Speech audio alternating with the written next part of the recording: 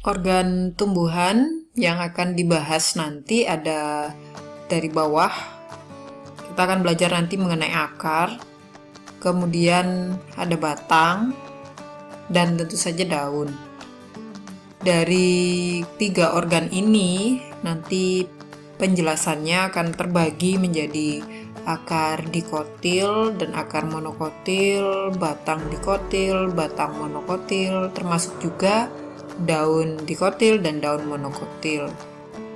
Supaya urut penjelasannya, maka yang dibahas pertama kali adalah organ yang paling bawah. Kita akan membahas pertama mengenai akar.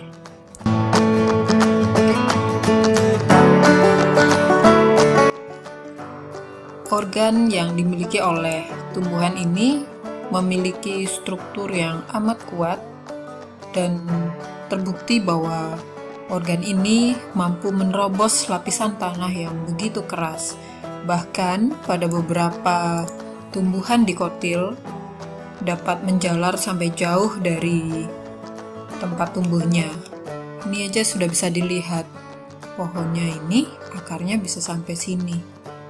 Dan bahkan akar karet itu bisa menembus tembok hingga beberapa meter dari tempat tumbuhnya. Sampai ada satu petikan yang menyebutkan bahwa biji sawi yang sudah tumbuh itu juga bisa meruntuhkan dinding bangunan. Jadi struktur akar ini begitu kuat dan dia menjadi penyangga dari tubuh tumbuhan untuk bisa bertumbuh. Kita akan melihat seperti apa jaringan di dalam organ akar ini. Struktur luar dari akar dapat kita lihat itu ada 2. Nah, satu lagi. Ini saya beri kode A, ini saya beri kode B. Akar yang A, dia tumbuh cabang-cabang akarnya dari sini. Terus keluar cabang-cabang lagi. Keluar cabang lagi dan ada bulu-bulu akarnya. Sedangkan akar yang B, cabangnya dari atas sini dan kecil-kecil. Terus keluar bulu-bulu akar di sini banyak. Akar yang A terlihat jelas bahwa ada satu akar yang membesar di bagian tengah ini. Sedangkan akar yang B, akarnya sama besar. Akar A ini disebut dengan akar tunggang. Sedangkan yang B ini disebut dengan akar serabut. Akar tunggang dan akar serabut sama-sama memiliki cabang-cabang akar, sama-sama memiliki bulu-bulu akar, dan ada di bagian ujung akar itu adalah struktur yang paling kuat yang bisa menembus bagian tanah. Kalau dilihat gambarnya, bisa dilihat gambar yang lebih rapi sebagai berikut. Jadi akar tunggang, dia punya akar primen yang nampak jelas sekali pertumbuhannya, sedangkan pada akar serabut itu tidak ada. Sehingga kenapa disebut akar tunggang? Karena dia punya akar yang membesar di bagian tengahnya yang disebut dengan akar primer. Kalau akar serabut, yang lebih dominan tumbuh itu adalah akar lateralnya. Karena dia jadi serabut-serabut ke samping, disebutlah akar serabut. Akar serabut ini terdapat atau dimiliki oleh tanaman monokotil, tumbuhan monokotil, sedangkan akar tunggang dimiliki oleh tumbuhan yang dikotil. Ini morfologi dari luarnya. Kita lihat lagi pembagian morfologi akar dari struktur luarnya. Yang saya ambil ini adalah gambar dari akar dikotil. Nah, jadi akar ini dari morfologinya terdiri atas pangkal akar, kemudian ini batang akar primer tadi, lalu cabang akar, dan ada rambut-rambut akar atau bulu-bulu akar. Di setiap ujung-ujungnya ini, nah ini ada ujung akar. Nah, di bagian ujung akar, jika dilihat secara membesar, maka zona dari perkembangannya. Yang bagian paling ujung itu disebut dengan zona pembelahan, kemudian ada zona pemanjangan, dan zona diferensiasi atau zona pendewasaan atau pematangan. Di bagian ujung akar, ini nanti yang akan menembus dari butiran tanah, seberapa tebalnya tanah pun akar bisa menembusnya. Supaya akar ini dapat kuat menembus akar, maka di bagian dari ujung akarnya itu terdapat yang disebut dengan tudung akar, ya, dilindungi oleh kaliptra supaya akar mampu menembus tanah dan bisa bertumbuh dengan baik. Di bagian zona pembelahan ini banyak sekali sel-sel meristematik yang silakan disimak video mengenai penjelasan dari pertumbuhan primer dan pertumbuhan sekunder pada pertumbuhan dan perkembangan tumbuhan. Nah, di bagian dalamnya jika kita iris maka akan terlihat jaringan-jaringan penyusun dari akar dikotil ini. Kita akan lihat apa saja penyusunnya. Kalau ini irisannya irisan membujur, kita akan lihat dari irisan melintang apa saja sih yang ada di dalam akar dikotil dan juga akar monokotil. Secara umum, struktur anatomi penyusun akar itu disusun oleh beberapa jaringan. Yang pertama, saya menulisnya dari luar ke dalam, itu adalah jaringan epidermis. Yang kedua itu ada korteks. Tiga ada endodermis, dan yang keempat itu ada stele. Ciri khas dari akar jaringannya itu ada endodermis, dimiliki oleh organ lainnya, hanya dimiliki pada organ akar. Jaringan epidermis pada akar ini hanya terdiri atas satu lapisan sel saja, nih, yang paling luar. Ini ya, ini epidermisnya. Dia hanya terdiri atas satu susunan sel, satu lapis saja. Dinding-dinding selnya itu sangat tipis. Tipisnya dinding-dinding sel yang ada di epidermis akar ini tujuannya agar air itu dapat mudah menembus masuk ke dalam akar, sehingga dinding selnya tipis. Walaupun tipis, susunan sel yang dimiliki oleh epidermis ini sangat rapat sekali. Rapatnya susunan sel yang dimiliki oleh epidermis itu karena epidermis berfungsi sebagai pelindung jaringan yang ada di dalam akar ini. Dan di bagian epidermis ini juga terdapat rambut-rambut akar yang merupakan hasil dari aktivitas titik tumbuh dan fungsinya nanti sebagai bidang penyerapan air yang ada di dalam tanah. Di bawah epidermis terdapat jaringan korteks. Nah, jaringan korteks ini adalah merupakan jaringan parenkim. Jaringan penyusun dasar dari akar itu disebut dengan korteks. Di sini tidak ada sebutan parenkim. Namun korteks ini sendiri adalah jaringan yang ada parenkimnya, kemudian ada kolenkimnya, ada sklerenkim juga. Kalau dilihat perbedaan dengan epidermis, maka susunan sel yang ada di dalam korteks ini adalah sel-selnya itu besar-besar.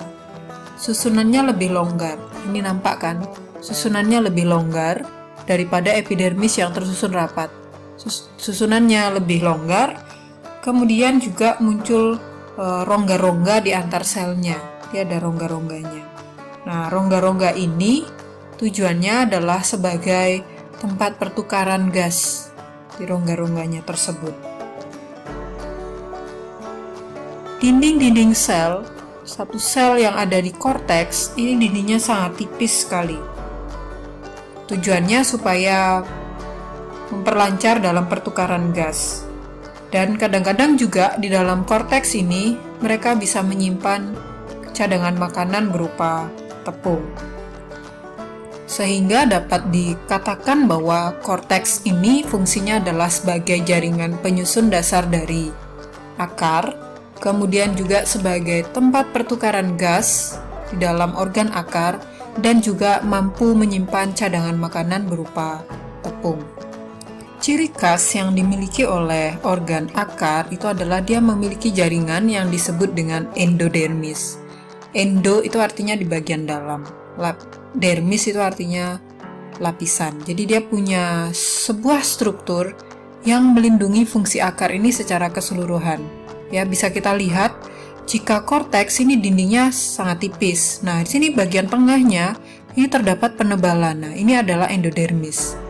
Endodermis memiliki sel-sel yang dimana dinding selnya itu begitu tebalnya. Endodermis ini merupakan bagian dari jaringan akar yang tersusun atas satu lapisan.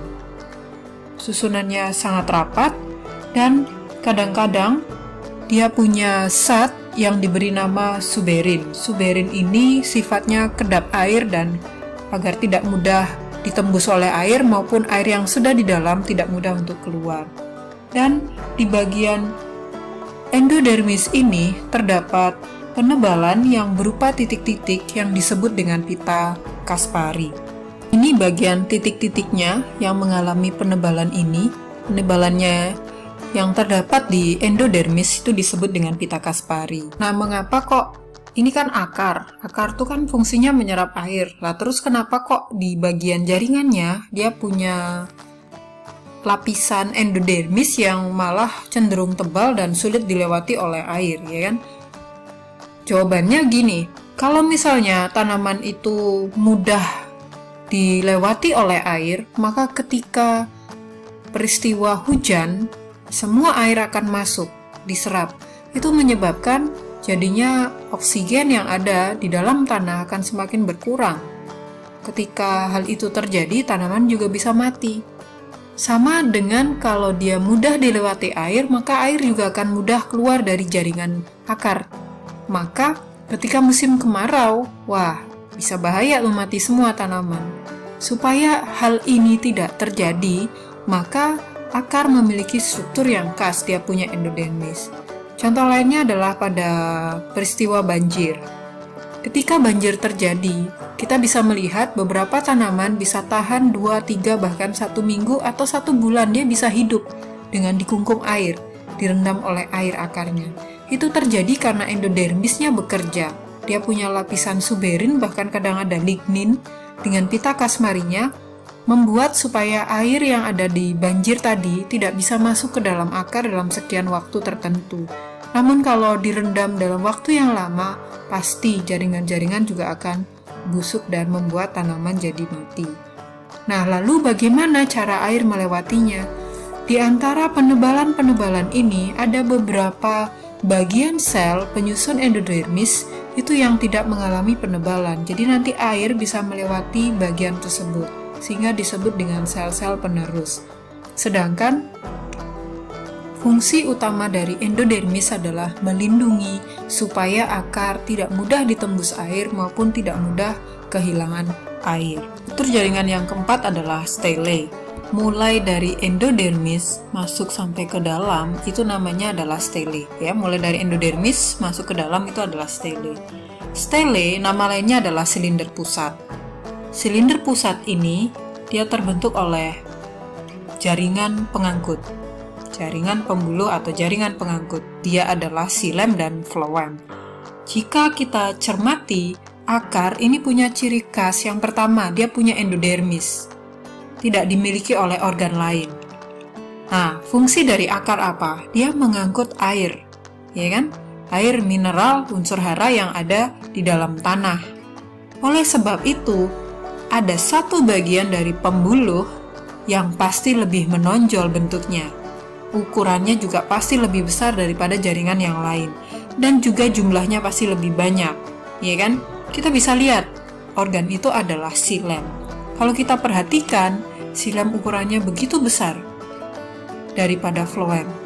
Kenapa begitu? Karena fungsi dari akar adalah menyerap air. Sehingga kalau misalnya nanti ada soal-soal atau ada gambar yang menunjukkan struktur jaringan tumbuhan tanpa ada keterangannya, kita bisa melihat kalau ada bentuknya bulat-bulat gede-gede kayak kacamata begitu, itu adalah akar. Karena itu adalah xilem. Dan akar fungsinya adalah menyerap air, sehingga xilem yang dibutuhkan lebih besar, lebih banyak daripada phloem. Pada bagian akar juga, setelah bagian pembuluh tadi, akar juga memiliki susunan jaringan yang disebut dengan perisikkel. Perisikkel ini merupakan nama lain dari perikambium, ya. Ini perisikelnya kalau dilihat dari irisan membujur. Dan jika dilihat pada irisan melintangnya, nah ini perisikelnya. Perisikel ini atau perikambium ini merupakan jaringan khusus yang berfungsi dalam membentuk percabangan akar. Jadi di bawahnya endodermis nanti terdapat perisikel, sedangkan setiap sel yang ada di endodermis itu memiliki titik-titik penebalan yang disebut dengan pita Kaspari, karena ketika dilihat itu dia berbentuk seperti pita. Lalu baru ada jaringan pembuluh, yaitu xilem dan floem. Sehingga kalau dilihat dari stele atau silinder pusat, nah ini dia bentuknya kayak gini nih. Ya, ini ya. Ini kalau diiris kelihatan seperti ini. Sekarang kita bandingkan bagaimana struktur akar dari diko dan mono, dikotil dan monokotil. Masing-masing sama-sama memiliki epidermis, korteks, silinder pusat, dan juga ada endodermisnya. Nah, yang membedakannya adalah dari segi struktur yang kalau kita lihat di bawah mikroskop, maka akan nampak ciri khas dari mono dan diko. Dikotil, ciri khasnya ada struktur yang seperti bintang di bagian tengah, atau bisa juga disebut dengan tanda plus atau huruf X di bagian tengahnya, di mana xilem itu berada di bagian tengah. Dan dia nggak punya empulur, dia tidak ada empulurnya. Namun jika pada monokotil selang-seling, ya xilem, floem, xilem, floem, xilem, floem gitu. Dan sehingga menyebabkan bagian tengahnya itu ada terstruktur yang disebut dengan empulur. Kalau pada dikotil tidak ada. Kalau dikotil floemnya ada di luar, nah xilemnya ada di tengah membentuk huruf X atau tanda plus atau bintang orang mengatakan. Sehingga kalau dimunculkan gambar seperti ini, satu xilemnya gede-gede itu pasti akar. Yang kedua, kalau mau membedakan mana diko dan mana mono, satu adalah jika diko dia akan ada bentuk tanda plus yang tersusun atas xilem-xilem. Kalau pada mono itu selang-seling xilem dan floemnya. Kita gambar struktur skemanya, jadinya seperti ini. Ini adalah epidermis, kemudian ini juga adalah epidermis, ya. Lalu ini adalah endodermis,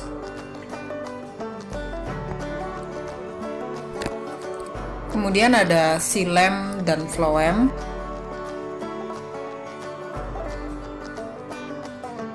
Kita beri nama pada masing-masing jaringan ini. Yang terluar itu ada epidermis. Oh, ini epidermisnya. Kemudian ada korteks, sama kedua-duanya juga memiliki korteks. Ada endodermis. Jangan lupa di bagian endodermis ini terdapat lapisan pita Kasparinya. Saya bayangkan yang warna kuning ini ya. Ini ada pita Kasparinya. Dan di bawah endodermis itu terdapat ada perisikelnya. Ya, saya buat warna merah. Di bawah bagian hitam ini endodermisnya itu terdapat perisikel. Jangan lupa. Mono dan diko sama-sama memiliki perisikel, ya kan? Terus ada jaringan pembuluh. Jaringan pembuluh itu ada xilem dan floem. Xilem yang ukurannya besar, ya. Ciri khas dari akar, gede xilemnya. Terus floem yang kemudian ada empulur. Nah, empulur ini hanya dimiliki oleh monokotil saja. Gambar yang sebelah kanan ini adalah gambar monokotil, akar mono. Kiri ini adalah gambar akar diko. Ya, kira-kira skemanya seperti ini. Jangan sampai kalian membuat perbandingannya melihat dari bulu-bulu akar. Kadang jarang gambar yang menunjukkan bulu-bulu akarnya. Selain pengangkutan air melalui silem, proses pengangkutan air ini juga dapat melalui sel-sel yang epidermis pada akar. Proses pengangkutan air yang akan masuk melalui sel epidermis akar, kemudian bergerak menuju ke korteks, itu disebut dengan pengangkutan ekstravaskuler. Pengangkutan ekstravaskuler ini terbagi menjadi dua, yaitu ada yang secara apoplas dan ada yang secara simplas. Dikatakan apoplas apabila air diangkut dan air nanti akan masuk melalui dinding sel dan ruang-ruang antar sel. Ini ruang-ruang antar selnya. Kemudian dia akan menembus endodermis, ini pita kasparinya, lalu akan menuju ke silem dan diangkut oleh silem. Sedangkan yang simplas ini terjadi apabila air yang bergerak nanti bergeraknya menuju ke dalam sel melewati sitoplasma sel, mulai dari epidermis, korteks, kemudian menembus endodermis dan menembus kemudian akan dibawa oleh silem. Cara simplas, perpindahannya terjadi secara osmosis dan transport aktifnya melalui plasmodesmata. Ini ya celahnya yang ada di antar selnya disebut dengan plasmodesmata. Ini ya, masuk dari sitoplasma kemudian menuju ke sel lain melalui plasmodesmata. Nanti akan menembus dari epidermis, korteks, endodermis hingga akhirnya akan menuju ke silem. Sedangkan kalau apoplasnya di ruang-ruang antar sel. Jadi dia tidak masuk dalam sitoplasma sel. Itu jalur dari pengangkutan yang terjadi pada akar.